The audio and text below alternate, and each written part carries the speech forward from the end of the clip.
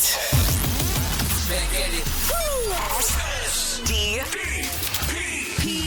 Steve Dangle Podcast with your hosts, Steve Dangle, Adam Wilde, and Jesse Blake. Hey, where the hell are we anyway? I don't know. Some place in the sky. Oh, man. It's crazy. Welcome to Steve Dangle's house. Is the CN Tower coming through my head? Is it? I don't know. Jesse, is it? Can you see it? Yeah, I don't know. a little Maddie? bit. No, Maddie Which can way see do I it. gotta Is it go? coming through his head? All right. No way. Okay. So where we are is actually 65 Bremner Street. This is unit 5201. And this is crazy. So if you're familiar with reality TV, you know Maurizio Ungaro. He founded something called The Agency. The Agency in Toronto contacted us and said, hey, you guys want to do a podcast from this condo that's literally right beside Scotiabank Arena and right down the street from Rogers Center? Mm-hmm. And we're like, no, we for sure definitely don't want to do that. No, we absolutely do. So, and they reached out to us because we talk sports, and they want a sports guy to get it. They want a sportsy guy or gal. Well, because it costs, are you ready? $15,000 a month. Yeah. So if you got that just kicking around, Adam. So it's Adam exclusively. I was talking to so it's Anna Oliver and Matt Leonetti that have this listing, and I was talking to Anna a little bit before, and I was saying, like, so who, like, what's the clientele like? And well, they're like, she's like, well, you know, some of the people that were interested in renting this were Blue Jays for this upcoming season because they can go down the elevator and they can walk to work. You could throw a ball to the outfield. Easily. That's actually not even... You're not wrong. I know not that. completely wrong. No, so Is the domes open? I don't know how well it shows up on camera, but like we can see Billy Bishop Airport. We can see Mississauga. I'm sure on a clear day we could see New York. Like, what is that in the distance? New York. Is that just Buffalo. a really big boat? Buffalo. Yeah, Buffalo, New Part York. of New York? All right. New York City. Yeah. See the Empire State Building. The agency is rewriting the real estate rule book. Their number one rule is no assholes, guys. So What are we doing here? Yeah, I know. This place has 2,000 square feet, 3 bedrooms, 3 bathrooms. It's a penthouse. And we're just happy to be here. To be honest with you, like, I think it's one of those, like, wow, this is kind of cool. Maddie, can you go to 2Cam and show off the living room a little? Like, look at that. Yeah. Look at the marble. It's beautiful on that TV. Anyway. Can you use a bit more exposed brick, though, right, Adam? It could. But you know what? That's the great thing is you can come in here and you can renovate. The guy who bought it actually bought it from somebody that hadn't renovated. So he's actually, it's fully renovated now. He Tall ceilings in every room if you're a tall person. Absolutely. And both the original bedroom, like the primary bedroom, and of course secondary bedroom have en suites and that sort of thing as well. It's all tiled, whatever. The walk-in closet's unreal. They're pretty nice. Yeah, I'm going to throw some of that on my social. Wind sprint in closet. Yeah. It's long. It's long. 2 private balconies as well. So we wanted to record from here. We just thought it'd be kind of cool to change the scenery. Yeah. And you know what? Nothing will lift your spirits after a Leafs loss like lifting yourself 50 floors in the air. 52. So 52. Listen, the thing that we're going to do today is we're going to start with the good news, which is Dangle picks. Right? Oh. That's the good news. Oh. And I got winners from game 1 and game 2. Okay? So Kevin Landrake, I think you're the big winner of the Mitch Marner signed jersey. Anson Kappel and Nick Moonen, you guys are getting $250 and $100 Skip the Dishes cards, respectively. And then from game 2, Jeff Chow, you just won yourself a signed Chris Pronger Hockey Hall of Fame legend jersey. Nice. Max Eisner, $250 STPN voucher for the store. And, of course, Angus Nelson, you also get $100 to the STPN store. So, listen, congratulations to all of you. Remember, before every single game, danglepicks.com, get signed up. Steve and Jesse and I obviously do this every time. Jesse, do you have the results? Where was I, Steve? Steve's signing in right now. Yeah, that's what I'm trying to find out. I got beat up pretty bad. Well, if you bet on the Leafs recently, you get beat up pretty bad. Far. So here we go. View leaderboard.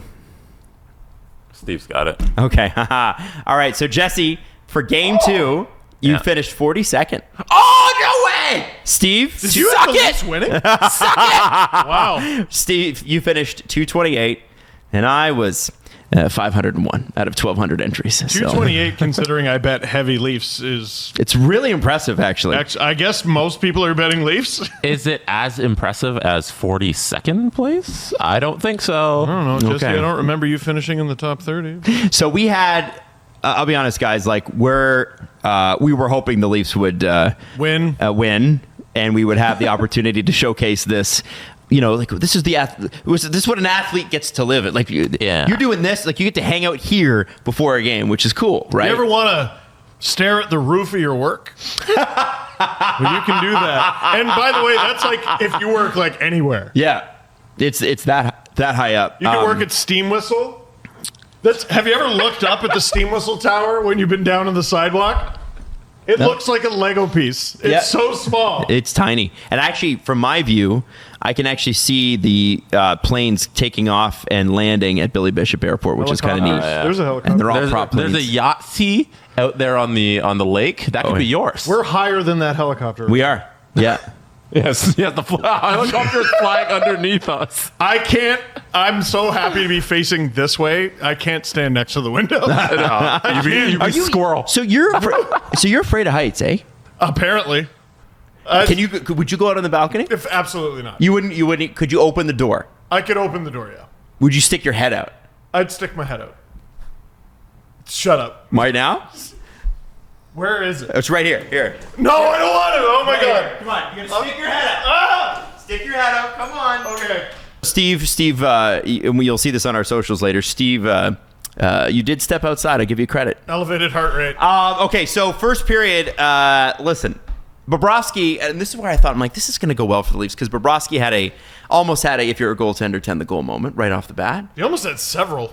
Leafs get their first goal when the fourth line, which has been in the series, kind of breaks it open. Riley pinches deep. Shen gets it in. Camp in front of the net, and Kerfoot gets the rebound, and boom, Leafs up. And by the way, that was Shen's first playoff point with the Leafs ever. Oh my God! Wow. And it was on Sean Fitzgerald worded this beautifully. On the 5,432nd day since the Maple Leafs selected him 5th overall in the 2008 draft, Luke Shen has recorded his first playoff point with Toronto. Now, Kevin Papetti also had something that I think you'll find absolutely fascinating. He only specializes in haunting stats. What, Sean or Kevin? No, Kevin. Oh, Kevin you won't sleep at night sometimes reading his Twitter account. Luke Shen picked up his first assist as a Maple Leaf since April 3rd, 2012. Bozak from Kessel and Shen. Pretty wild. Maddie's pumping her fist because she got her Tyler Bozak thing. So then you get Matthews putting 1-5 hole. It almost squeaks through. The crowd's getting loud.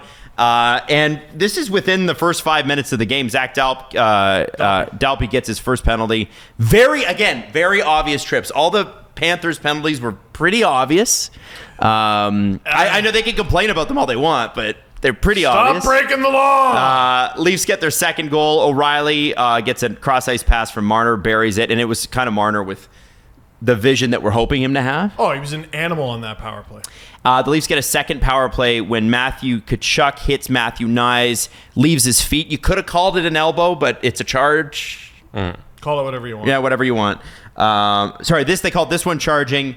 Panthers kill that one. First blow he got to the head. And here's what it is. If Leaf fans would have loved it if this game ended 10 minutes into the game, because they were out shooting the Panthers 12-3. They were running them out of the building. Not just beating them, running them out of the building. And this is the thing that as a Leaf fan, you have to take some solace in, and we're going to come back to it. By almost every major statistical method, the Toronto Maple Leafs have been ahead and have outplayed the Panthers in this series.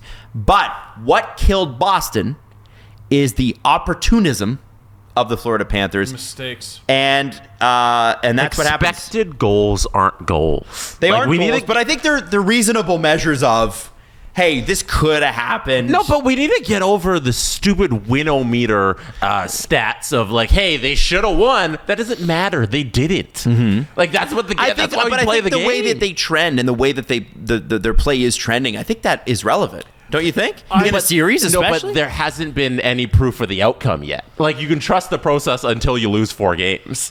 Playoff hockey is not regular season hockey. And I think the deserve to win-o-meter is a good predictor for regular season hockey. I still think the Leafs could win this series. I don't expect them to be better. I don't expect them to be better than they've been, and I don't expect them to be more dominant than they've been, because the Panthers are beating their ass. They're crushing them. They're already down Matthew Nyes, and they're just crushed into the corner at every opportunity. How are they going to be better 3, 4, 5, and then 6, You mean 7? physically beating their ass? Physically beating their ass. All right. No. In terms of like actual opportunities, the Leafs are killing them. It's Sergei Bobrovsky, and it's a combination of Sergei Bobrovsky and mistakes. And that's sort of how the first Panthers goal goes in, right? Liljegren forechecked, Reinhart gets it, and Sammy comes across thinking Reinhart's going to do a wraparound. Reinhart does a nice little back pass. Lindell's got a wide open, easy goal. Tavares right? blows the tire. Yeah. Yes. Exactly. So, but yeah, when you look back, like Steve, I thought you illustrated really well in that. When you look back on whatever round you win or series you win, nobody remembers if you deserve to win. It's all about, did you win? Did the Blues deserve to beat the Bruins? I do not remember. I watched every game of that series. Do not remember. Does not matter. Samsonov also has a huge save on Ekblad towards the end of the period. Lots of hits thrown in that first one. Lots of high event stuff. So there's some similarities, though, with the way that the Leafs and Panthers kind of game one started. The Leafs had 2 power plays early in that game as well, but they weren't able to capitalize. And this one, before the 2 power plays that the Panthers took before the 13-minute mark, the Leafs already had a goal. Yep. And they got a second one. So you're thinking, okay, going into the second thing, I'm feeling pretty good about this. Mark Giordano is a question mark. I had it in my notes even. We got to talk about... He can't be in Game 3. I'm done. So what do you do there? Eric Gustafsson. Or you do 11-7. I've seen enough. It's a problem, eh? Well, like, listen, it's a similar conversation to the one we had with Wayne Simmons at the beginning of the season, where Simmons was signed to this year, Giordano was signed to next year. It's a long season. They need guys, and he's not a bad player, but he has not had... He wasn't even good against Tampa, a series that they won, and I don't think he was scratched for any of those games. He's been bad, man. He's on the ice for way too many goals. Scratching Justin Hall hasn't exercised that demon. The big knock on Gustafsson is, he can move the puck, but he's a bit of a defensive liability. Oh, okay, so at least he can move the puck, right? Right, because that's sort of been part of the Gio problem is even breakouts, right? He's 39, man. Yeah. Like, it's and he's starting to look at. I don't have a problem with him being on the Leafs next year, especially at the number that he's at. It's the second round of the playoffs. Who gives you the best chance to win? Answer right now, not him. I thought he's excelled in the offensive zone, like when he gets the power play opportunities. He's been decent. He's been good there. It's in the transition game. It's the getting the puck out of your own end when they gain possession. He's really been sloppy. Does it feel panicked? Is that the right word? Like nervous in terms of because his speed isn't what it was 3 or 4 years ago when he won the Norris. Overwhelmed.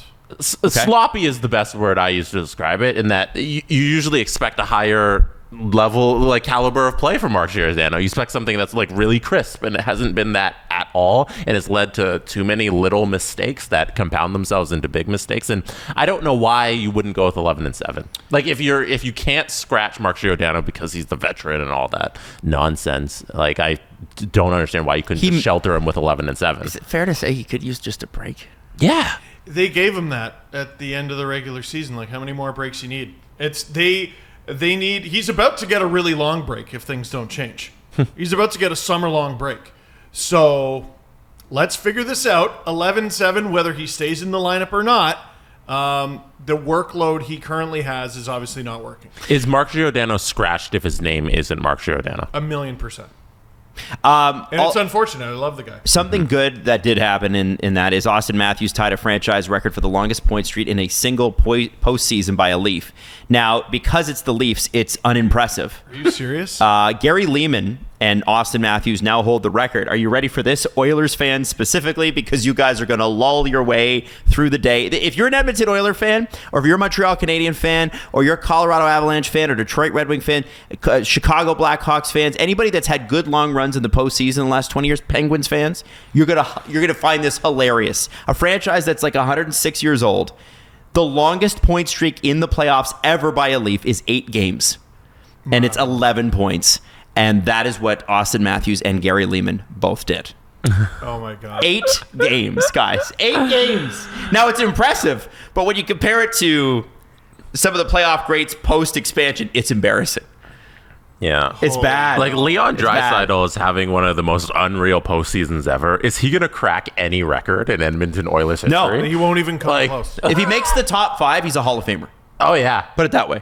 Like, we've talked about this with McDavid and Draisaitl. The 80s were so goofy with the points that it's like, if they get into the top 5 in any offensive category with those teams, they're first ballot Hall of Famer, but you put them in before they even retire. Gretzky, Messier, Coffey, Curry. Yeah, it's just impossible. Yeah, it's crazy. Put them in before they retire. Now, Matthew Nyes, and I like a GM. I saved this before, but Matthew Nyes, Leafs PR tweeted that Matthew Nyes would not be back to the game before the second period, and that is because he was double hit. One of them was the Brady Tkachuk charge, which he was put in the box for. The second one, and it did seem like he was a bit of a target out there.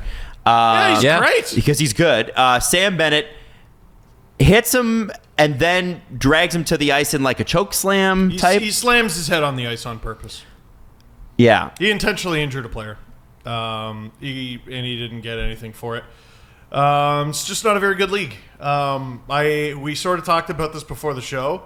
Like, we're in this nice spot. How do I not completely railroad the entire show with how disgusted I am with that play? I said my piece in the LFR. It's just not it's a sub-professional league. It's a shame. It's a really good sport. A lot of really good players. The professional hockey players in an amateur league. It's just not very good. Yeah. Why? This is why you're last. Why? Yeah. Because the Panthers were getting their asses kicked. Mm-hmm. They were getting their asses kicked by this kid. They were getting their asses kicked by that line.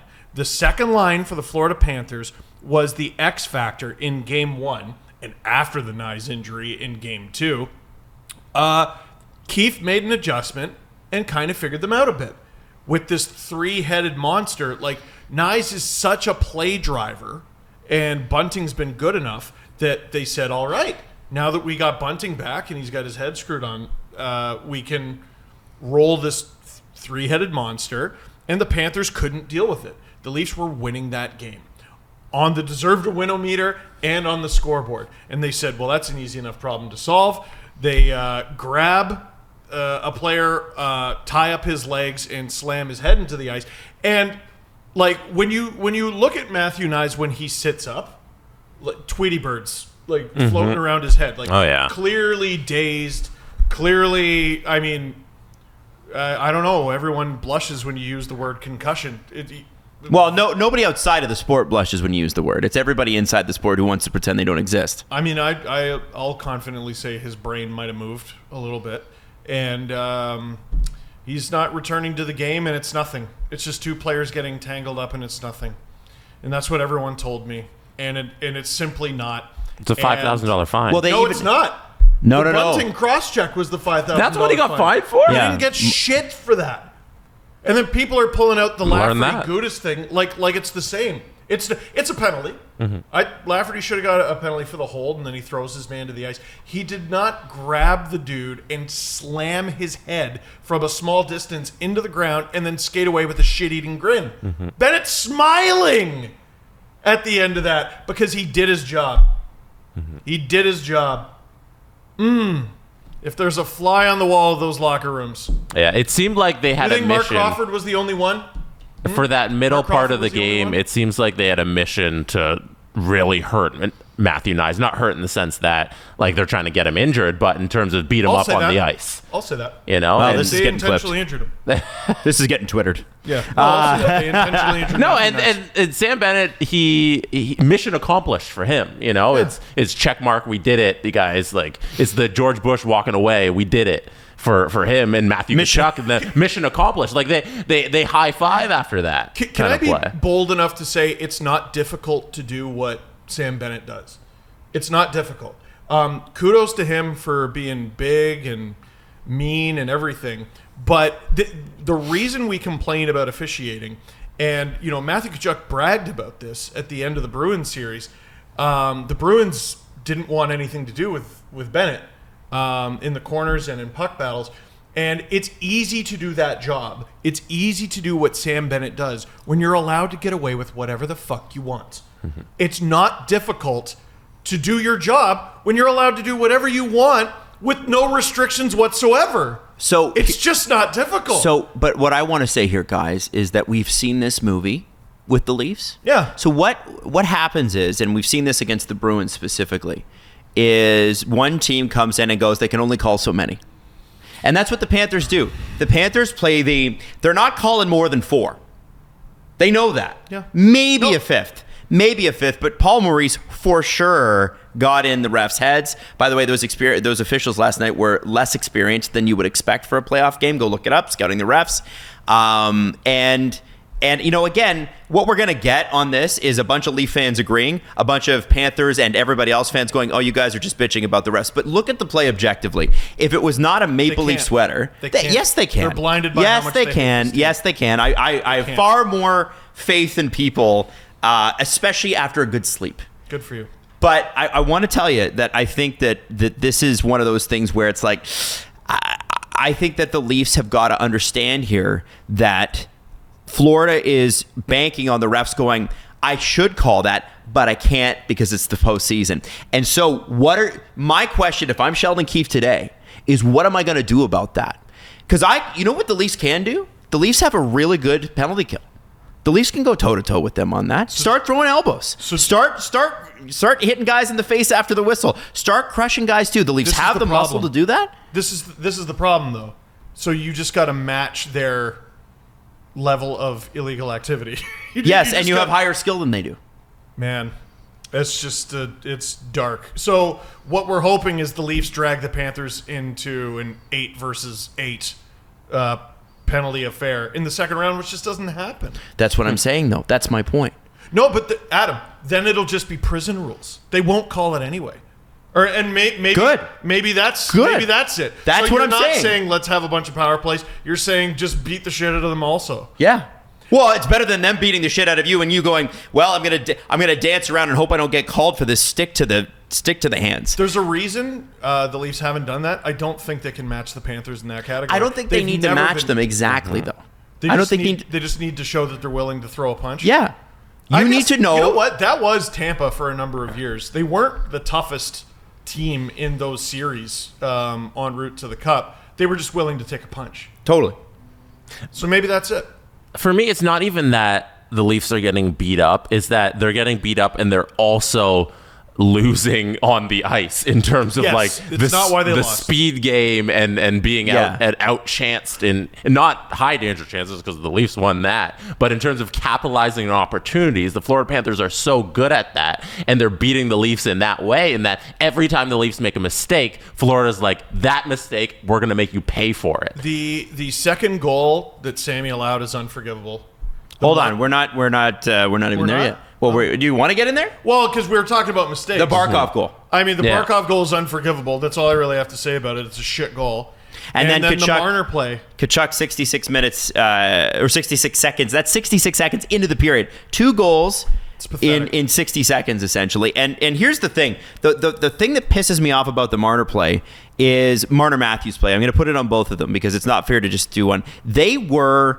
All Mitch Marner has to do is pop the puck around, like off the board to himself, go around the defenseman, and he's set. That's all he's got to do. But he gets fancy for nothing, which he and Matthews do from time to time. He flips it over to Matthews. Matthews doesn't really have a place where he can go with the puck. The defenseman's already on him. They're already covering him. So he's got a flip, and it goes off the defenseman. I believe it's Forsling.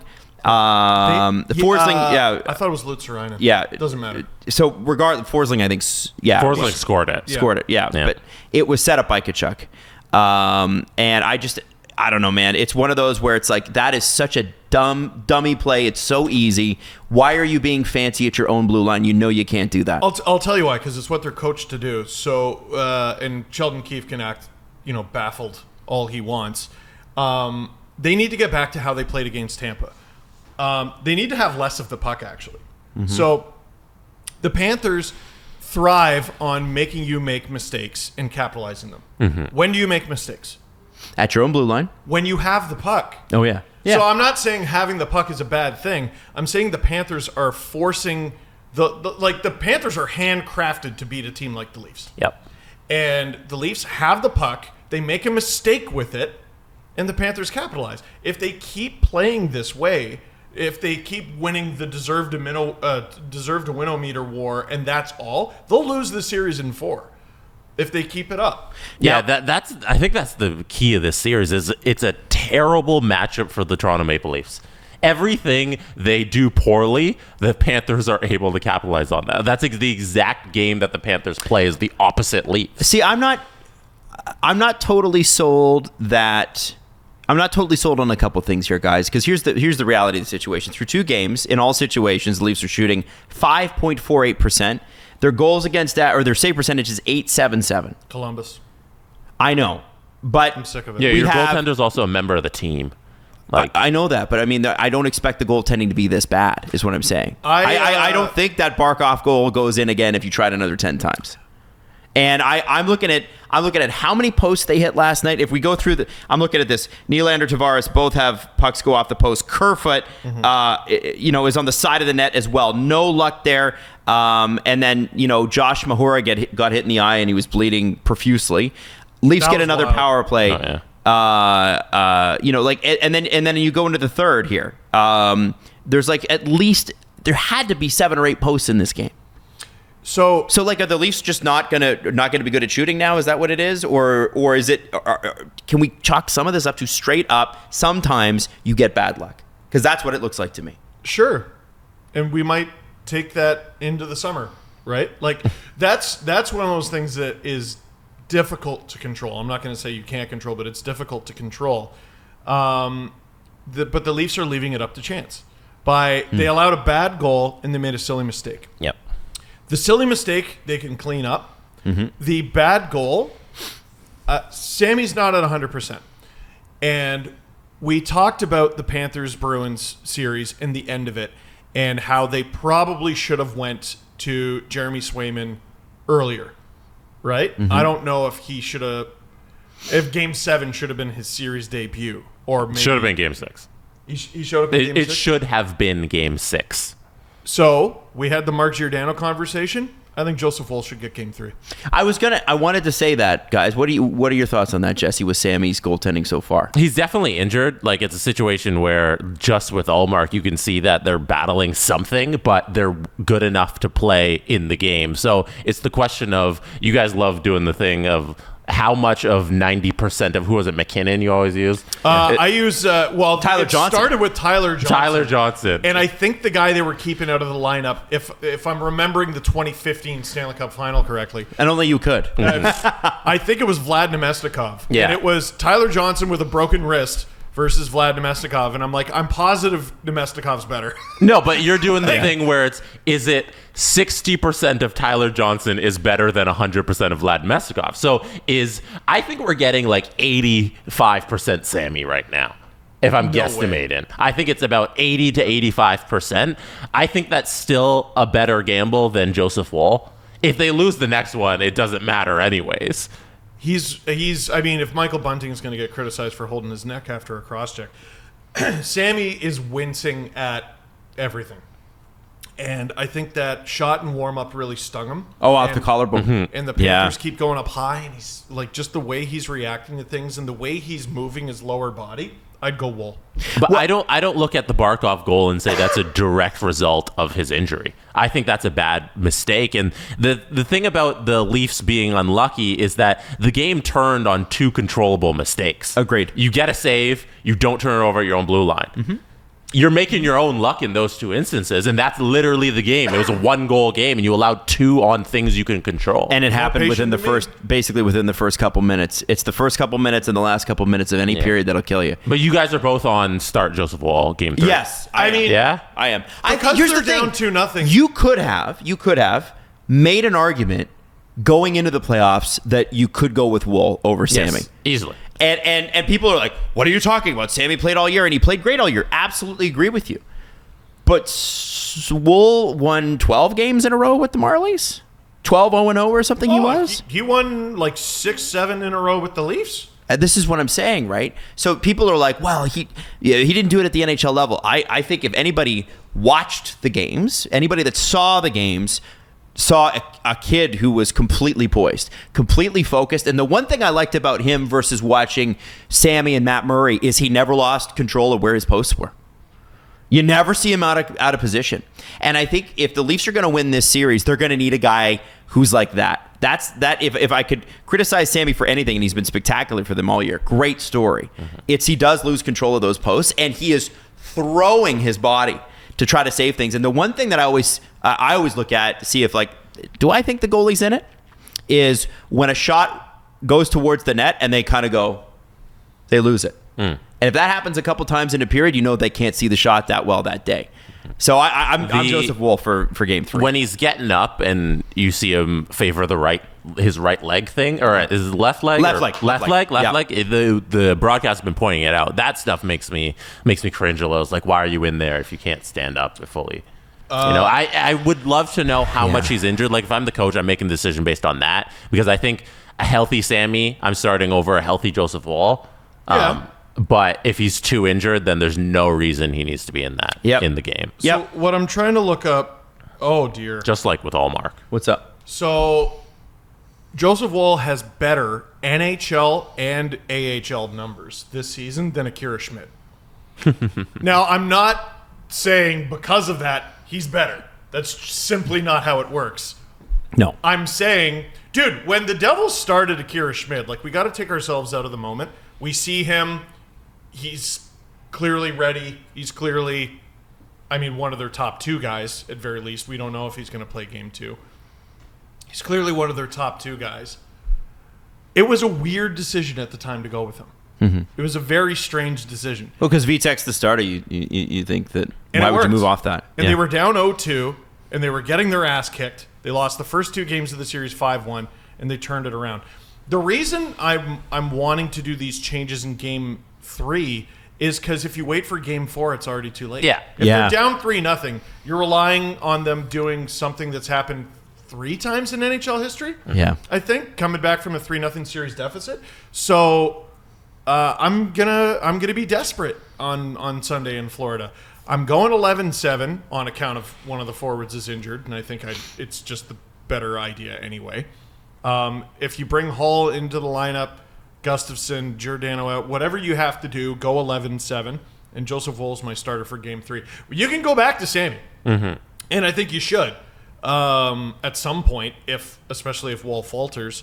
And if Woll loses game 3, I think you give Sammy game 4 ceremonially. But if you wait for game 4, it's too late. You make the changes now.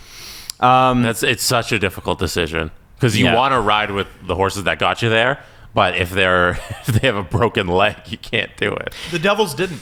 Yeah. They weren't like, you know what, Vanacek got us here. I don't know, because like the back-to-back 5-goal games looks a little different to me than Sam's like just struggling on a couple bad shots. 4 and 3. That's fair. By the way, Bobrovsky's best 2-game stretch in Florida as a Panther are games 1 and 2 versus Toronto ever. It was great, according to Travis Yost. Fantastic. He made like 5 spectacular saves in the span of like 2 minutes. So crazy.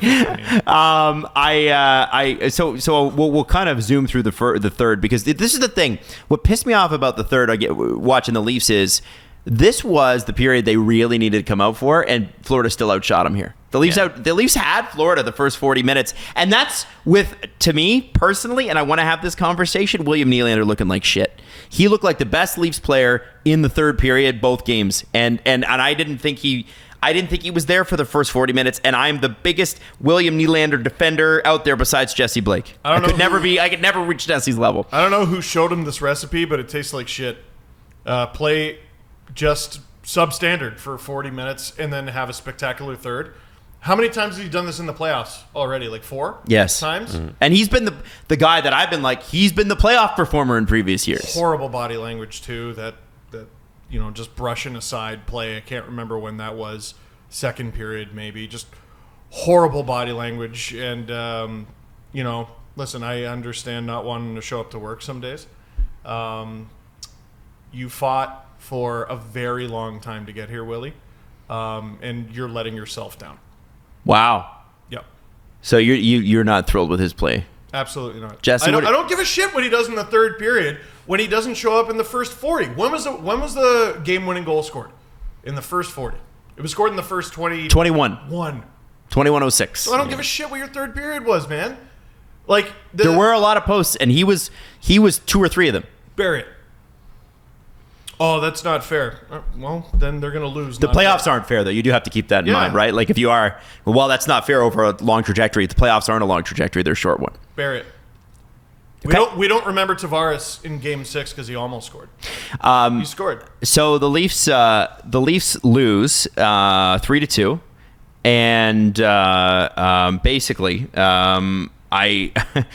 I somebody pointed this out to me on Twitter, and I apologize because I didn't save the tweet, but they just killed me. They said, "Great, now we have to wait almost a calendar week before we know whether or not the Leafs have tied this series 2-2." Because it's Thursday last night. Game 4 will not be until next Wednesday. That's agony. I'm staying off social media.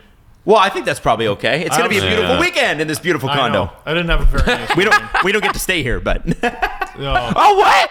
No, we don't get to stay here. No. They're like, you go and then get the hell out. Thanks.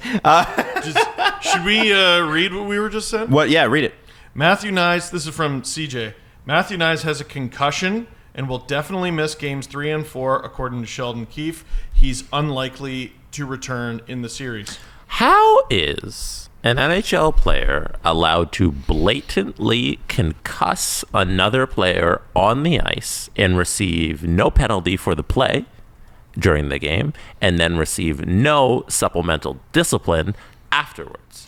I don't know, Jesse, but apropos of nothing, Adam Gretz tweeted, George Parros gave an interview this year where he seemed to be offended at the suggestion that his department has become more lenient. But Bennett, a guy who has 2 suspensions on his record, including 1 playoff suspension, only getting fined after last night is chef kiss.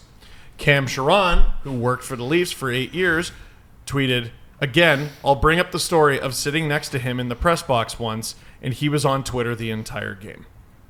Watch the game, nerd! Wait, who was? Parros or Parros. Bennett? Oh, I thought Sam Bennett was on. Parros. No, Sam Bennett was on the ice injury, people. Watch the game, George. Watch the game. Oh, gosh. From home because you've quit. Resign. You suck. Well, we know Parros doesn't like the Leafs for obvious reasons. Someone give Cold this Nor guy fight. an executive job already. Yeah, let him be a GM. Pittsburgh. Let him be a Pittsburgh's GM got an opening. so the league can Go be Pittsburgh. a safer place. And they hire some guy named fucking Frank Nailgun, who's just going to make it even worse. Nailgun. Frank Nailgun is going to say all the legal checks to the head are not only legal but mandatory. Fuck my life. Producer Drew, being conciliatory to Leafs Nation, did tweet out some analytics, and I won't bring them up, or I guess we can, but he basically said, like, listen, this series is tilting Leafs. It is. Yeah, like, it's 2-0. I know. For fucking Florida. Like, that, it's just, the Leafs should win this series, and I'm actually a big believer that they will. I obviously they have my can. concerns. Yeah. I'm worried, but I think they're going to win. I mean, they have to win game 3. It's their, you know what I was going to say? It's their first must win all year. Yeah. Yeah. They got to win. Game And 6 Florida's against played some Tampa. must-win games. Game 6 against Tampa was a must win. Yeah, if that went 7, I don't think I would have had the stomach for it. But no, they it's over if they lose Game 3. The numbers say all but 3 times in NHL history. I'm pretty sure.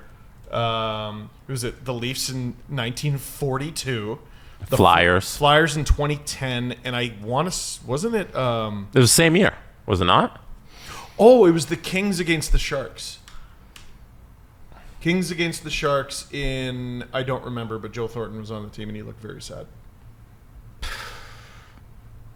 Those are the only 3 in the NHL I can name. Yeah. Yep. Now, I am going to give you a little bit of anxiety. Kings if you don't already have some. Sharks 2014. There it is. There you go. I'm going to give you a little anxiety. You ready? Elliot Friedman on the 32 Thoughts podcast said that one of the 3 owners of the Leafs wanted to extend Dubas, and the other 2 blocked it. When Babcock was fired and he still had $25 million left on his deal, it changed everything when it came to contracts. Meaning that I would imagine that they wanted to see what the Leafs would do this year, but it could end up costing them their general manager. And I'm very, very concerned about this. And I have a sneaking suspicion I know who wanted to extend and who did not. And I want to tell you something. In the off season, some of this stuff's going to come out, but I want Leafs Nation to be warned that it's not pretty at the top right now from everything we're hearing. And I haven't seen Brendan Shanahan in God knows how long. Right. And they used to hang out every night at the box. You never know. Yeah. You never know what the issue is there. But it is odd. But it's odd, and it's been noticed. Mm-hmm. And I think that if things go sideways this summer with Kyle Dubas, whether or not you're for or against him, I don't know how you couldn't be for him. Just based on the Ryan O'Reilly trade alone this season is amazing. To be honest, it's I think we got to... I really hope they win this series because I think there's a reckoning this summer, and I'm not sure that we're going to like it. I'm looking at my phone. The Leafs beat Tampa less than a week ago. I know. What did somebody else tweeted? I think it was in reply to Acting the Foolaman. Anyone remember happiness? They were like, Saturday it took me two whole hockey games to stop enjoying hockey again. Yeah. I think there's a collection of the fan base, if we're talking about just reaction of the Leafs fans, there's one collection of the fan base who is happy, who's kind of like checked out of round 2 because we did the thing for 19 years, and I don't think that's the right attitude to have. Yep. Winning a first round isn't special. Teams do this all the time. I think they're wrong, and I also don't think it's their fault. Like, this team's broken them. Yeah, they've been conditioned to think that round 1 victory was the championship. And then there's the other side that's like, none of that mattered because we're going to get swept by Florida. I do think the attitude is a little different this year. Like, O'Reilly puts them up 2-0, and he just had that, very tiny celebration. He knew the game wasn't over. No. And he knows the series isn't over. Yeah. If they lose Dubas, it's going to be a travesty. It's going to be one of the most monumental failures of this organization because they have one of the best general managers right now in the league in Kyle Dubas. And if 31 other teams want this man, hey, maybe you should try and keep him. Yeah. Maybe it's probably worth it. I'll be honest. Kyle Dubas has pissed me off as a fan from time to time. Yeah. There's times where he talks about process where I just want to get in there and grab him and go, Kyle, are you fucking kidding me? But at the end of the day, that's why he's the GM and I'm not. I'm never going to forgive Kyle for Cody Ceci. No. We all and thought then it was try a to bad tell us he was good. Oh, we're doing a post-mortem here. Yeah. Oh, no. Jeez. Oh, no. Save it for July. I'm just saying, I'm day by day feeling less... Like, if you asked me at the start of the playoffs how I felt about Kyle Dubas extending, I'd be like, he wins round 1, it's over. He's staying. I have to be honest with you now. I don't even think it's going to happen. I don't think it's going to happen. That's my opinion. You want to talk Stars Kraken? Yeah, let's talk Stars Kraken. Series tied 1-all. Right. The Dallas Stars come. One thing to add sorry. about 3-0, the Leafs did it. The Leafs came back from down 3-0. Yeah, in 1942. Oh, 42. The New York Islanders did it in 1975. So there's 4 instances. Oh, Yeah. okay. Wow. I forgot which one you were missing. You're missing the Islanders 1975 in the Stanley Cup quarterfinals. Leafs are the only one to do it in the final. They beat the Pittsburgh Penguins.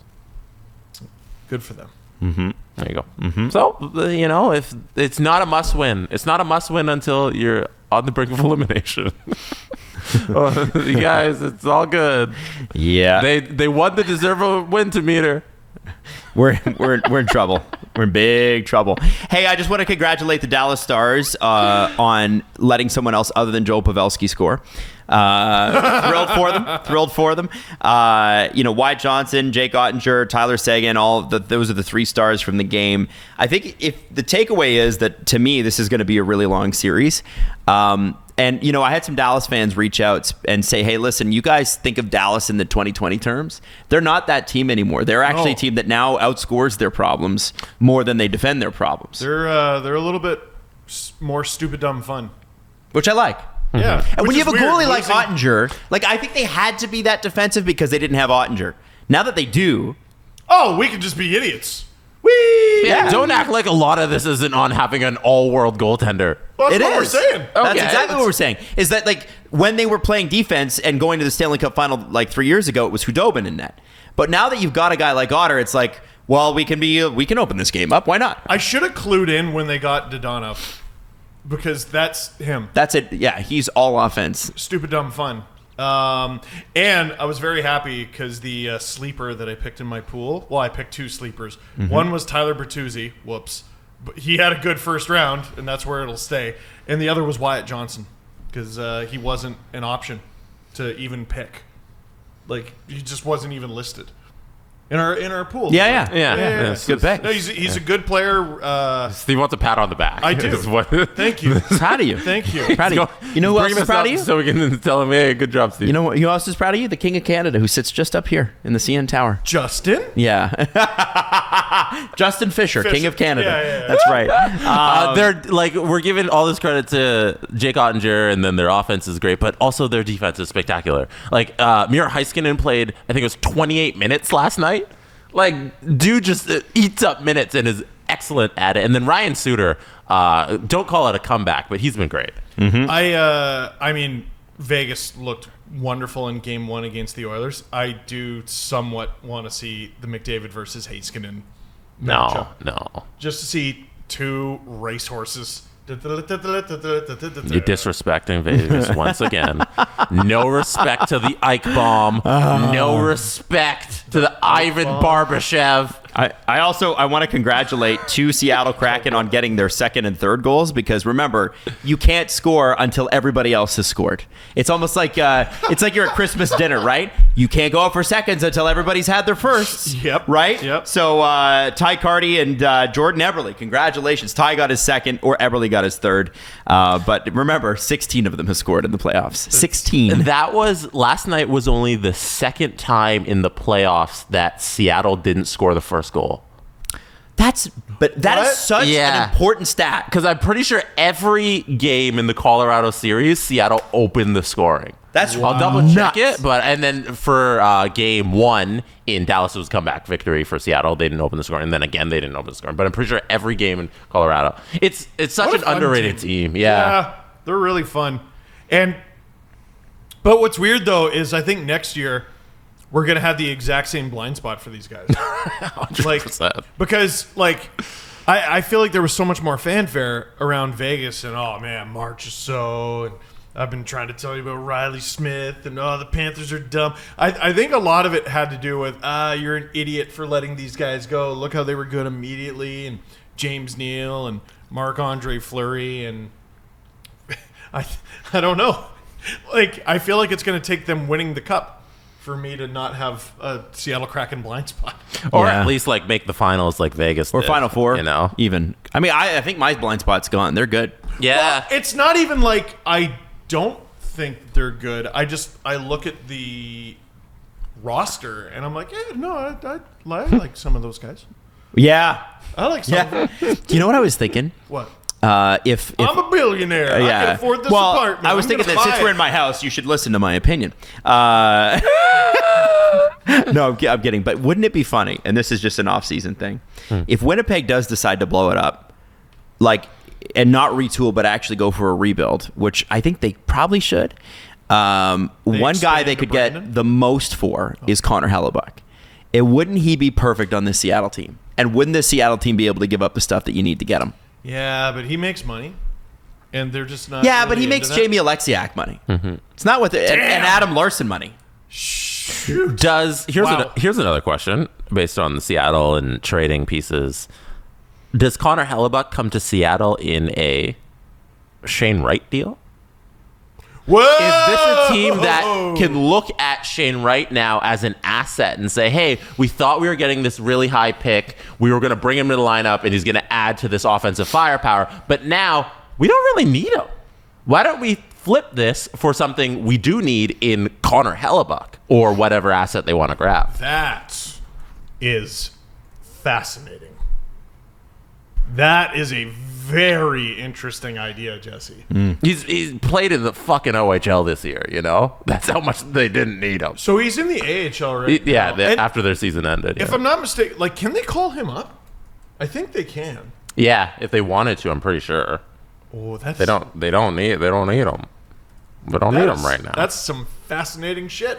Wow. I also That's cool. double check the numbers. Yeah, they in every single game versus Colorado, 1 through 7, they opened the score. That's I mean, honestly, Preposterous. you're going to win a series more often than not if you open the scoring. Preposterous. That's just the right thing to do. Let's talk to Dave, and then we're going to get into the Oilers Vegas because I want to do a deep dive on that one. Bananas performance by Leon, but he can't do it alone. So let's talk to Dave, and we'll get into that next.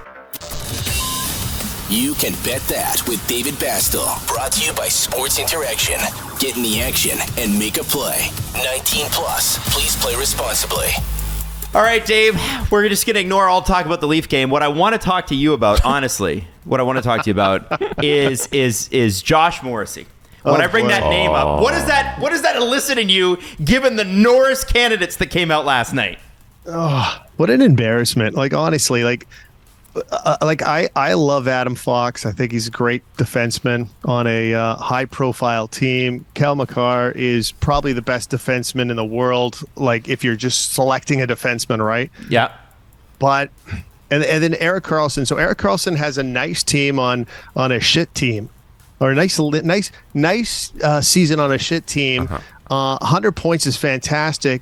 But he's a -26, and this guy's been handed the Norris Trophy, and for the life of me, and I'm not saying Josh Morrissey deserves the Norris Trophy. Okay, I think I personally would vote for him, but The nom, at least. not even a nomination for top 3. Are you that's just a mind blow.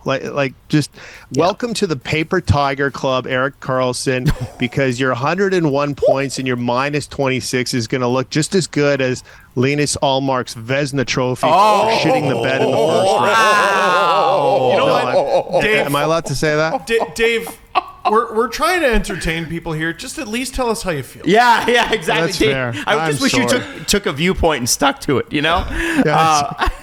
So we've got Edmonton and Vegas tomorrow night, which we're all kind of excited about. Somehow, Leon Draisaitl scores 4 goals and Edmonton does not win. I don't know how that's possible. Who's the favorite going into tomorrow? Yeah, Edmonton, slight favorites of Sports Interaction, 174. I'm really surprised they didn't win game number 1. I was banking on the Oilers to win. I was even thinking maybe puck line, but hey, you know what? Heavy offensive series. I'm looking at this as an automatic over. I'm going blind overs on this. It's at 6.5 goals. I think if it's a 6-7 game, 5, it's not going to be a 5-game series, but I think they're all overs. But I think the Oilers tie this up before heading north. What about you guys? Any feel on that game? Sounds like you were underrating Ivan Barbashev, which you should never do. I have a habit of doing that, Jess. Yeah. I do. Yeah. I'm deeply bitter about this series because I blew it in game 1. Why? What did you go for? I did the pinata pick for Minute Madness, and I didn't stick to $2 Steve. Oh no! I did 8 different $1 Steves. Okay. Because if you give me 8 different minutes in the game, each minute that I hit is $50, and it's Vegas versus Edmonton, and it's early in the series, so it's going to be high offense. And I was right. There were 10 goals. Yes. And 5 in the first period, too. One. Oh! I didn't get a single one. I was dodging them like Neo. How close were you? I was within a minute on 2 of them. Oh, that boy, that Heartbreaking. sucks. wow. So $2, Steve. Got to Stick get to that the puck plan. in there faster, right? That's right. Stick to the plan. Dave, on Sunday, it's honestly a do or die game for the Leafs, and somehow still you guys have them listed as the favorite. Come on now, Dave, we're in a fight. Yes. Well, they should be. What are you talking about? Jesse, we're in a fight. That's how it works. Their back Honestly, is up against the wall. yeah. This is the, I know we say this a lot. This is their biggest game of the season. Well, it truly is this time around, right? I mean, to go down 3-0 to the Florida Panthers would be like, and so 176, by the way, is your Toronto number. 209 is your Florida number. I'm still surprised we've played 2 under games in games 1 and 2. I thought for sure there was going to be at least 1 over. I've been missing the boat on this. But yeah, Leafs favorites on Sunday night. Okay, well, I hope that the favorite is actually right this time. Dave Bastel, we'll talk to you Monday. We're either going to be celebrating or in a deep, deep depression, so we'll see you there. Yeah, hopefully the first part. Me too. I'm hoping that too. Thank you, Dave. It's been several weeks since the Oilers and Vegas Golden Knights kicked off their first game, and it'll be several more weeks before we get the second game. Sorry, Oilers fans. Screw you. You don't get your game on Friday. You now get it on Saturday, so you have to spend more money. Are there any games tonight? No, there is a game tonight. Oh. The game tonight is Carolina, New Jersey. And then Oilers, Golden Knights, and then we get 3 on Sunday night. This league really is run by a couple scampy children out of a treehouse. Yeah. Just getting up to mischief in the neighborhood. It's wild. It's running wild. a league. Did the first Vegas Golden Knights game happen when we recorded? I don't think so. I don't No, it happened Wednesday. think so. Yeah, it happened the night we recorded. Oh, okay. Yeah. Okay. So we haven't talked. So about we have that not yet. talked about it. Leon 4 goals. Draisaitl, with an unbelievable performance. He now has 11 goals in the playoffs. 11 goals, just goals. Just goals. This guy, Sorry. So Carter Verhaeghe, when he scored his goal against the Leafs, that was his 11th playoff goal with the Panthers. That's the Panthers franchise record wow. for playoff goals. That's unbelievable. Career. And Draisaitl has that in how many games have they played? 7? 7. 7 games. Wow. Sorry. Wow. That's why I cut you off. That's My bad. unbelievable. That's fine. And it was a crazy first period. Draisaitl scores 4 minutes in, and then 30 seconds later, it's Barbashev. 5 minutes later, it's Leaf great Michael Amadio, and He's been good. He's And- been a contributor. and then it's 3-1 with Mark Stone. Now, what's interesting about Mark Stone, I had a message on my DMs, and I haven't been able to verify this, but apparently Cody Ceci and Mark Stone are brother-in-laws. Did you know that? No. Have you heard that? No. It's the first I'd heard. It's a very NHL story. Of Yeah. course. But I just thought, wow, what an interesting series for them. Did you know that? No. Do you believe it? Yeah. Sure. Of course. And the other thing that a lot of people were talking about, and Knights fans are upset about, is I guess it's been some of these injuries are being reported in a way that perhaps the teams didn't want. And Mark Stone's got a bad back. Duh. Surgically repaired back. Yeah, and the Oilers are making sure that they let him know that he's got a bad back, right?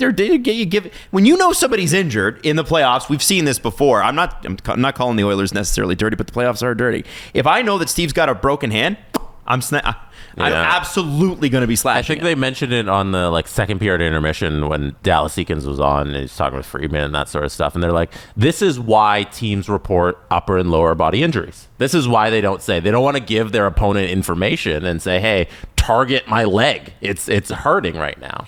But okay, why does Mark Stone have to wear that? The Oilers are allowed to target this injury. What the league needs to do is they need to make a department, and their sole focus is you could call it player safety or something, and you can maybe call it the Department of Player Safety, right? And they could prevent you from committing infractions that injure players.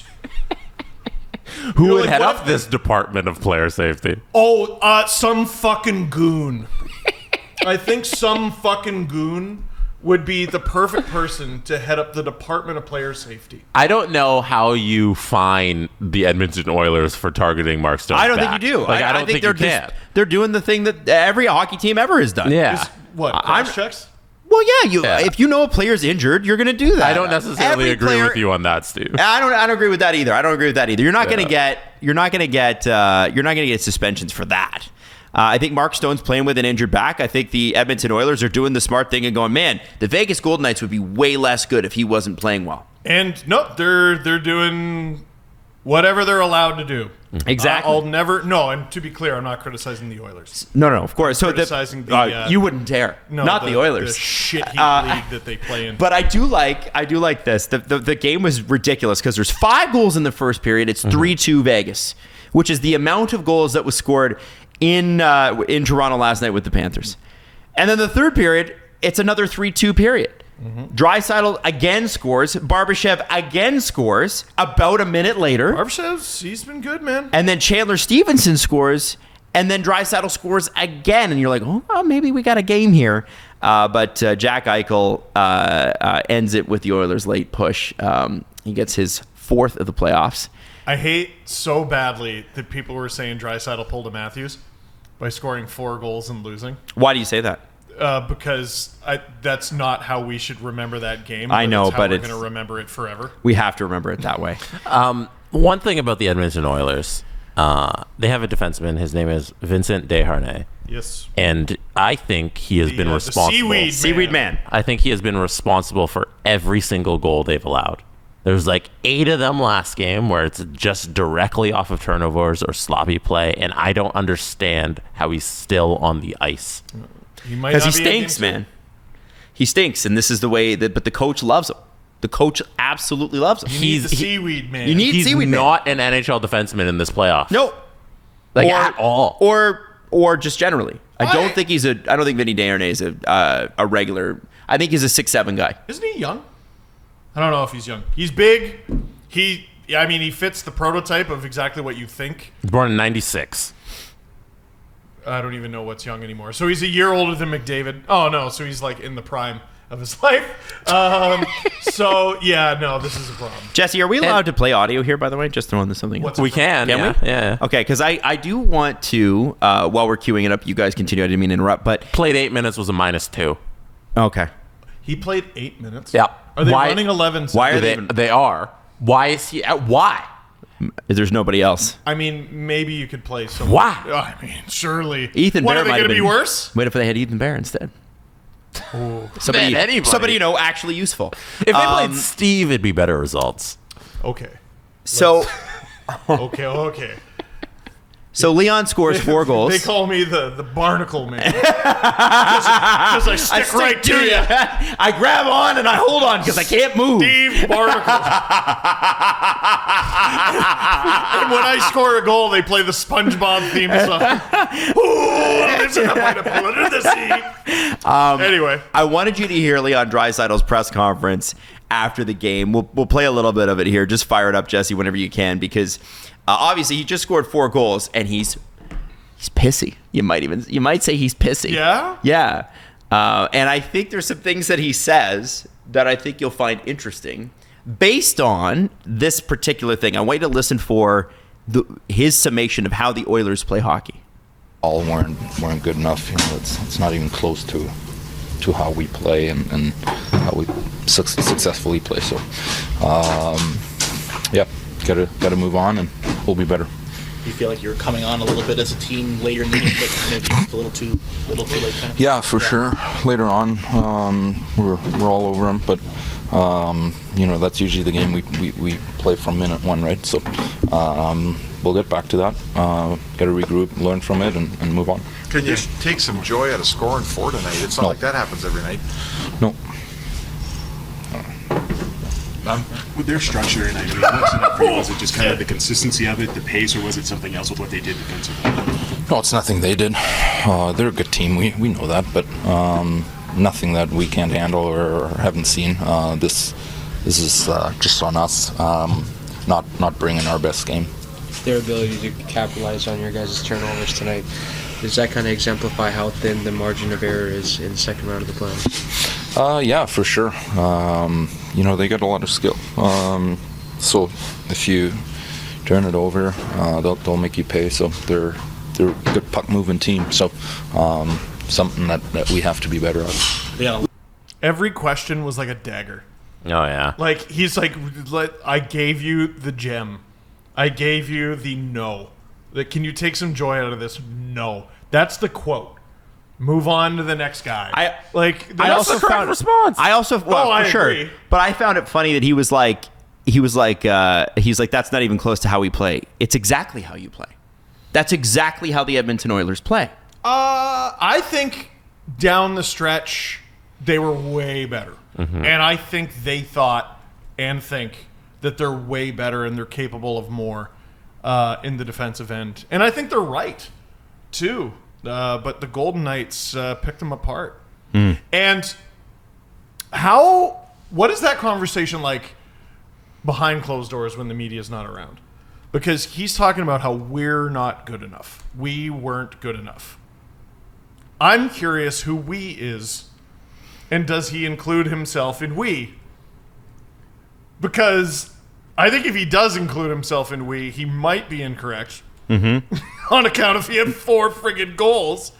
That one that he banked off of Brossoit was preposterous. Unreal. Preposterous. Like, how do you even think to do that? That was crazy. Well, it was a practical way to score. Yes. Because there were only a few seconds left. What am I going to do? Pass it in front? No, fuck it. I'm going to try to bing. Oh, Yeah. it worked. Is an .883 save percentage good? That's Akira Schmid last regular season. Shut up. It's true. It's exactly an Shut up. 883, and I know that because we've said it a bunch of times. That's Stuart Skinner's save percentage for these Stanley Cup playoffs. Is it time to give Jack Campbell a shot at the starting job? Jesse, I want you to do me a favor. Yeah. I know this is an Oilers conversation. Back massage? I would love that. I want you to look up Ilya Samsonov's save percentage. Oh, no. Because you were talking about an injured Samsonov playing Game 3, and I was against it. And I just want to know what it is. $8.95. Is it? $8.95. Oh, I thought he was down at Yeah, you thought you were doing 60. something. You should have taken the back massage. Fuck. So that's off the table then. Yeah, it was one of the two. I was either going to look this up or give you a Shit. back massage. Yeah, you chose to look this up. I should have taken it. Can I still get like a shoulder rub? Nope. Fuck. Jack Campbell?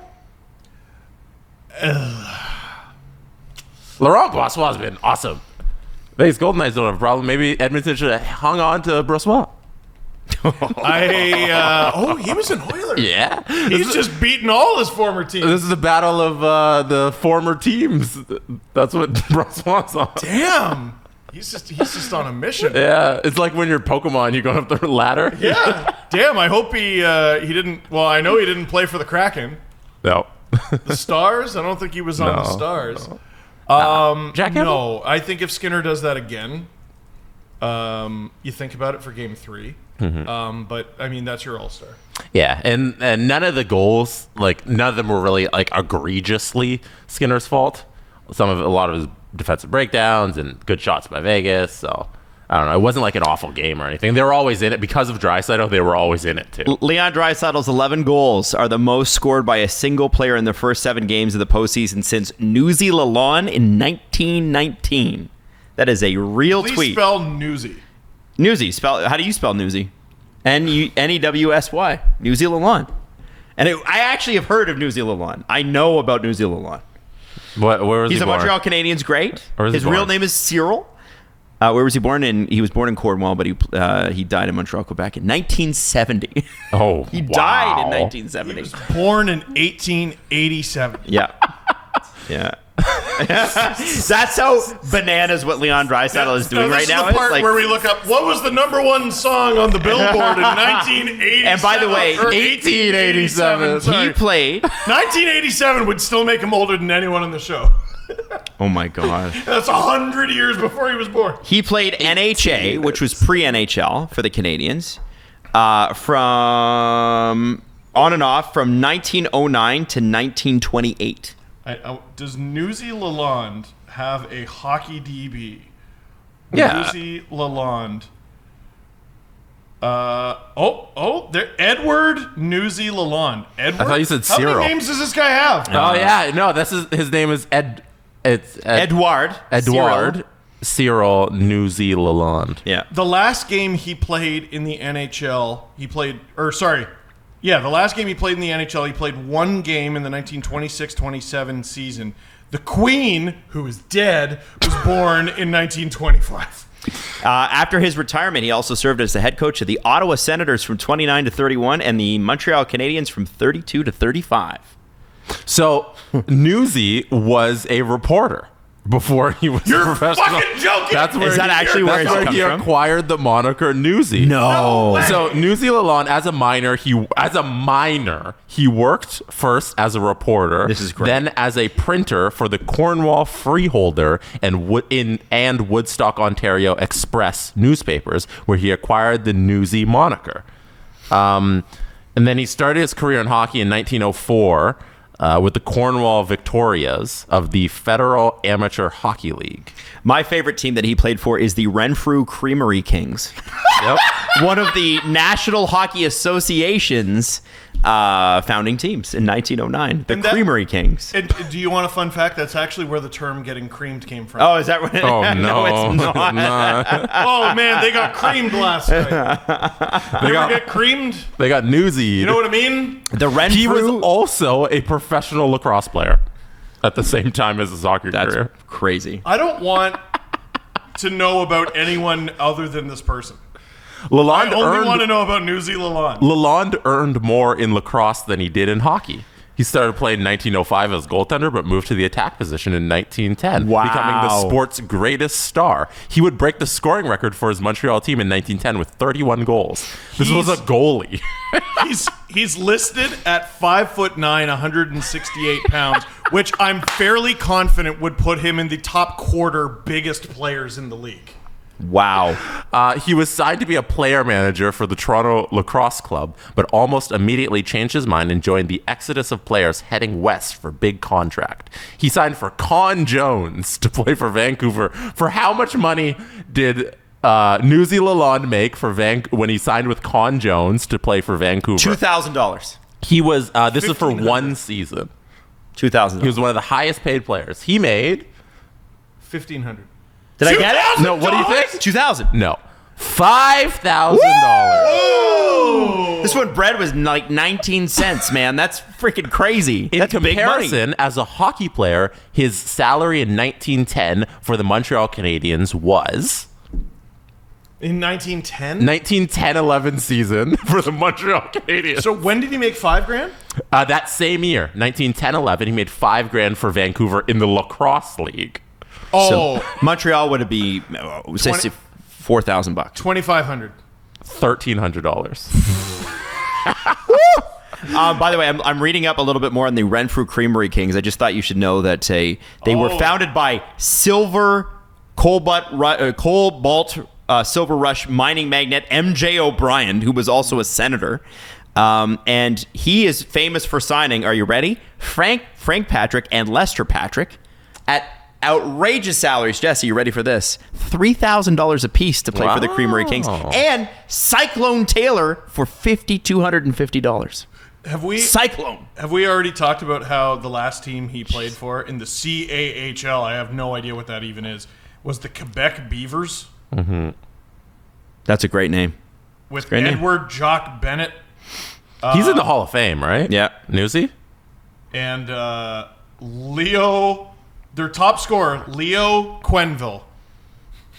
So we're right when we say hockey has literally You don't know. 300 You don't know. people. You don't know that. They're related. I don't know It's that. his grandfather. You don't know that. So, I made that up. I don't know. Newsy's NHL career and his lacrosse career, they were in sync the entire time. He played lacrosse professionally from 1905 to 1924, and he played hockey professionally from 1904 to 1928. So he had 2 professional sports careers going simultaneously, and he was one of the best in the He was both making leagues. bank. He's making bank. Yeah, Legitimately he was- one of the greatest athletes on the planet Yep. at the time. Yep.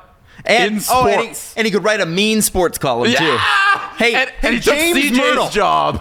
Hey, James Myrtle. Slacking. CJ, slacking. Elliot, get the pads on, Elliot. Let's go. Come on. To quote him on his performance, here's me. Me. I was fucking great. My line mates could have got me the puck a little bit more, but we found a way to win. They call me Seaweed Man. Me. Me-wee. Seaweed like- gentleman.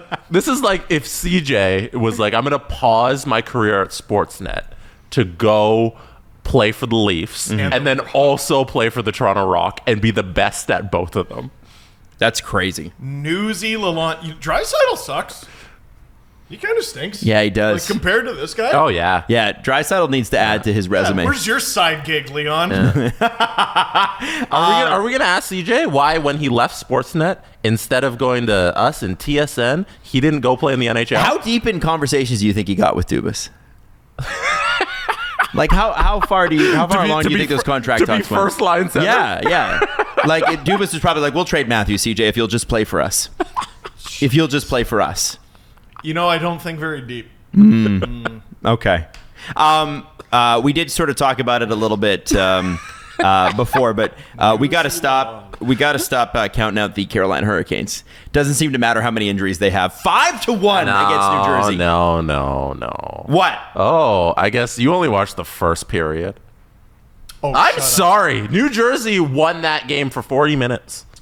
Oh, Yeah. but we just got finished saying that about the Leafs. The last 40 minutes Game where one. they were losing the entire time. Boo. And Game also 1 fart. versus game 2. Get more than 18 shots. I'm boo. giving them some leeway here to see what happens in game number 2. If same thing happens in game 2, like the Leafs, then we come out of that with the same attitude about the Jersey Devils that we have as the Leafs. You can't win the expected goals chart because that doesn't lead to wins. I can't wait until the Hurricanes crush the Devils in game 2. And then me, who has learned nothing, is like, I think the Devils might be done. You got a very interesting decision, though, in who you start. Go back to the kid or you go to Vanacek? I think you go to Vanacek. The kid was the one that let them all in. I think you go to Vanacek. Vanacek did it in 5-1 back-to-back games, you know? Yeah, but Akira Schmid is still a kid. Like, he can't have endless rope here. Like, there's got to be... And also, even goalies that go on, like, have a good 4-1 run usually have a stinker, and that's the one. But the thing in the playoffs is it's like microscope. Oh, is it over for Akira Schmid? You don't get the next one. Yeah, that you don't get the benefit of the doubt when you're, like you said, when you're the kid. So I think you try Vanacek, give him the night off. It's a lot of pressure, man. It's a lot of freaking pressure. And Devils fans, you saw them celebrating after their round 1 victory. They were going berserk. It's a lot. Just give him a breather. And if Vanacek sucks, then put him back in. Thank you for wearing that outfit earlier in the year, because I feel like they could have been meaner to us than they were. I've had some really good Devils chirps in my DMs. You picked Carolina in our previews. I actually picked both. It's funny. We did a sports interaction preview, and I actually picked both. Oh, did you forget who you picked? I forgot who I picked. So I was like, I think Carolina, and then it was like, what day is? Where's the sun hitting me? Because predictions are like a couple. You could try your best, but So I've had to do that as well. Like predictions at multiple places, and a couple of the Game 7 series, I'm like, I don't remember who I am. You picked Colorado in ours, and then on your bracket on your channel when you built it out, you picked Seattle. That's Actually, wild. Yeah, you flip-flopped. Or I don't even think you did it intentionally, but you picked both.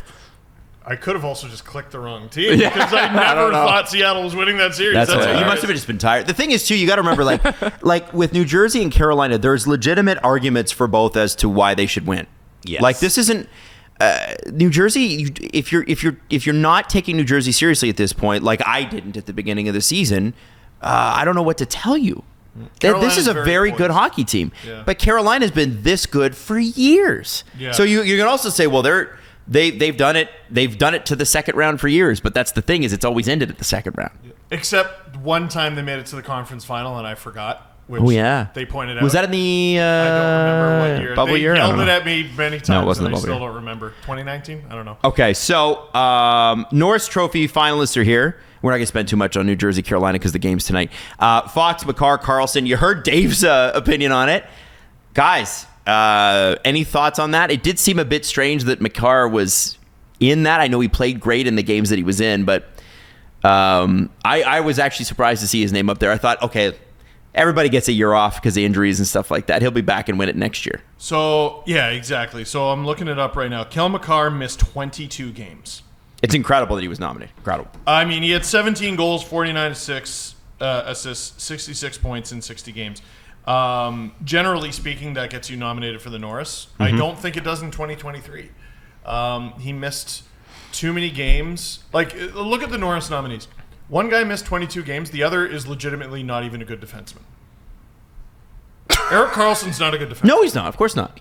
But we've known that for years. He's a good rover. That's a funny way to put it. He's like He's not a good defenseman. He's it's like Tyson Barrie, but like Super Saiyan. It's like power play formation at all times. Yeah. And you allow a lot of goals. Like, he was a dash, like a significant dash player. And like, was this? Do we not beat this drum for years with the Leafs and that top line that scored a bunch of goals but got outscored? So what's the friggin' point? I mean, he had over 100 points and was at minus 26. Dude's a liability. I think 100 is a round enough number that by default you get the Norris Trophy. I think 101 combined with minus 26 is a round enough number to have two different trophies for defensemen. 100 is such a spectacular accomplishment in the history of the NHL. Just now 101, yes, but the 100 mark that he crossed is the spectacularness of it. I think just the fact that it's so rare, and that even though they gamed the system kind of a little bit in that they told Erik Karlsson, go cook, nobody's going to touch you, you don't have to worry about defense, spike your value so much so that we can get you the hell out of San Jose. That's what they're trying to do. He did it in spectacular fashion. I think he could go somewhere and absolutely wreck shop. The Norris Trophy is best defensive performance that season. That was it. No. Defensive. Jesse, he's not good at that. He's not good at 100 points from the back end is impressive. He was outscored. Not impressive. Yeah, on a shit team, though. On a shit team! He did that. He did 100 points on a shit team. Okay, well, go to one of the good teams that needs a number one D-man. Yeah, okay. And they're willing to pay $11.5 million for it. Yeah, but those weren't the circumstances of that he was playing in. No, I agree. they It's weren't. just, I am fascinated by what the next step in his career is, because on the Sharks, who I will concede are dog shit. I mean, we were able to see Tyson Barrie actually fit in pretty well on Nashville. And he is, like, not the poor man's Erik Karlsson. He's like the child's Erik Karlsson. Like, I don't even know what you call him. But, like, there's a dude who's, like, brilliant on the power play, good offensive ability, defensive liability, generally, over his career. I just can't see Karlsson putting up... Something's got to give. If he goes to a good team, he's either going to get better at defense or not score 100 points. I don't think he could do both, if that makes sense. Yeah, because the team that he goes to is going to be playing this game where it's, hey, we don't care that you don't play defense. He's going to have to be more defensively responsible. And I think this season kind of proved that the ankle's not entirely gone. he can still skate, which was the issue for all of those which years. Which is a miracle. Yeah. It's a miracle that we're he like, can skate like that. He can't turn right. How is Erik Karlsson still on the ice? And he looks healthy again. Yeah. So I think if he goes to a team where he's the number 2, or probably on the second pairing, because they'll probably already have a defenseman, and he gets those minutes, and they ask him, hey, be a little defensively responsible, plus go cook in the offensive end. Go cook. I think Erik Karlsson's got a nice little end of his career here. Yep. Seattle. Yep. But that we're so far away from does he deserve the Norris? I'm not calling him a bad player. I'm calling him a bad defenseman. He's an amazing player. Or an amazing player who's bad defensively. He wasn't asked to play defense. That's my thing. We can't judge. Did Brent Burns win a Norris? No. No. No. Oh, I mean, wasn't he a Rover too? Yeah, but he was more like a every little shithead that plays ones with the enforcer build or threes eliminator. You fuckers, you little assholes. That's Brent Burns. Is that where you learn all your chirps from? Is people just destroying you and then they get you in the lobby or what? No. No? No, I learned them because I'm clever. Oh, you gotta keep that on mute. You don't have open. Don't chat have open with chat. fucking strangers. No. Oh man. Yeah, you can't do. I remember they didn't offer it in Battlefront for Star Wars, but like Call of Duty is like unbelievable. I was like, okay, I'm gonna shut the sound off. I don't Talking need a bunch of 14-year-olds. Yeah, exactly. Okay, here's my idea: The Purge, except you're not allowed to kill anyone. It's just one day unprompted. All of your game logs are recorded and released to the public.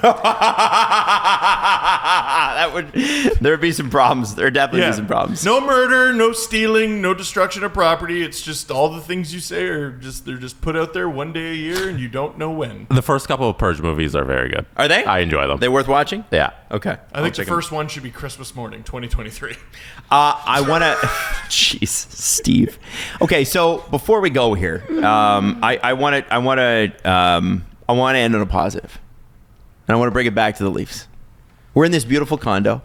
We're living what's supposed to be the athlete's life. By the way, contact the agency if you actually legitimately want to rent this. It's available. But what's the agency called? The agency. Wow. Yeah. Who are the realtors you can contact? Well, let me pull up my sheet here to make sure I get all the information right, guys. What's the address of the condo? The 65 Bremner. What unit? It's 5201. And Ann Oliver and Matt Lionetti, 30 years of combined experience. They're always looking after your best interests. And remember, 5-piece ensuite, 3-piece bathroom, 3 bedrooms. There's a den. There is parking and professional cleaning every week. By the way, that's also. Oh yeah, it's included in your rent. Just included. Oh, yeah. You just get it cleaned. Included. All utilities, cable, internet, all of it. And there's obviously Maple Leaf Square right downstairs, so you can go out and join the action too, which is great. You can't afford to not do it. Simply do it. How much is rent? $15,000 a month. Yeah. I loved your thing earlier about how you could throw a baseball into left field. Yeah. Skydome, like where is it? Try it. Why not? We got to get onto the balcony. Yeah, Get some Steve baseball. would have to be on the Buildings balcony away. for that. You wouldn't want to do that. We're like halfway up the CN Tower. Yeah, it's incredible. So listen, when you're upset after a tough game against Florida, you have to take the elevator up here. 52nd floor. And you got to have a beer and you got to overlook the water. You got to stand with your arm against the glass with Nirvana's play Something in the Way from the Batman movie playing in the background. And you got to think, you got to remember that Gotham needs you and the Leafs need you and we need to win. Okay? So I just want you to stand on that balcony with a cape because like what if it blows properly? Justin, who's Batman right now? Robert Pattinson. Is it Robert Pattinson. He's doing the next one too? Yeah. Oh, okay. I thought they were moving away from him. No, they're moving away from Ben Affleck. Oh, that was it. Yeah. That's what I'm thinking of. Yeah. Affleck is in the upcoming Flash movie with Michael Keaton. Ben Affleck. What? Oh, they're going ahead with the Oh my gosh, Oh, there's God. too many It's Batmans. too much. It's too much. I also thought he was decent in an awful movie, Ben Affleck. That movie was Batman vs Superman. Like So we just moved on. awful script. Terrible. Oh my God, you wrote the worst script in the world. Yeah. But his performance was decent. Yeah, I don't know. He's always a good actor. Yeah. I think the Robert Pattinson Batman movie was sick though. Yeah, but this is a Batman ass condo. Yeah, it is. It is. Adam, which way is Buffalo? That way. Fuck the Sabres. I know you can see this. Dwayne is going, fuck you too. From over there. Fuck you, Dwayne. You can't flip off the Sabres from some suburban house. Now, Justin said you can't Justin. flip off the Sabres from just some house. Yeah, you have no. to be high up in the sky and looking down and going, puh, puh, on Buffalo. So anyway. Adam, what were you trying to get to before this long I just want to diatribe? say this. When Ilya Samsonov was asked after the game about Sergei Bobrovsky's play, which has been the best in his entire career with the Panthers, as we found out. Thank you, Travis Yost. I'm enjoying this. I've never really been happy. Sergei Samsonov's response was, I don't give a fuck. That Did you is just call him Sergei? Ilya Samsonov. Damn, what am I going to do? Sergei Bobrovsky, Ilya Samsonov. Thank you. At least It's I get gonna that. fuck you up. Ilya Samsonov at least said, I don't give a fuck. That's exactly the kind of attitude I want them to have. And they're going to go. It looks warm here. It's not Florida warm. They're going to go. They're going to have some time in the sun. They're going to be able to go for a run on the beach. Maybe take an hour and just chill out. It's Mitch's birthday? It's Mitch's birthday today. He Happy gets birthday, to Mitch celebrate. Marner. Happy birthday. He gets to celebrate in Florida? Absolutely. So, Actually, that's his condo right there, way down there. I just Broke ass, all the way down there. Get good. I just want to remind everybody that this series is winnable. It's been very sad on Twitter today. And then there's other fan bases weighing in. Like, I had a Tampa Bay fan going, well, how do you think Eric Cernak's head's doing now that Nyes is out? And I'm like, Bunting got suspended, bro. What? I know. This is where we're at. So this is what I want you to do. Get off of Twitter. Enjoy your weekend. And remember, the Leafs don't give a fuck. Why should you? Go and win. The Leafs are going to win on Sunday. They're going to win on Wednesday, and we're coming back tied. That's my prediction. I think that the Leafs believe it, and I think if you look at any stat or anything else combined with all of that, it supports the argument. The Leafs are the better team. They've been better in this series. Remember that. Remember that when you're talking to your uncle who's pissed off about Nylander, okay? All right, that's what I want You you want me to to say. hit the button? Let's get fired up. Let's go. Yeah, let's get out of here. I'm not an uncle yet. You're not an uncle yet? You will be, though. Yeah. Congratulations, Steve Dangle. Thank Going to you. be an uncle. Yeah, very happy about that. Uncle. That was very relevant to the conversation. You know what, Jesse? Here, I got something to tell you on the balcony real quick. Hey, you know where? What? Hey, you know where Jesse's condo is? Yeah, It's that's down where there. we're going. Murder.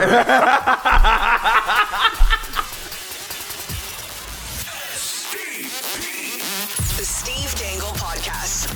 Powered by Sports Interaction. Want to bet?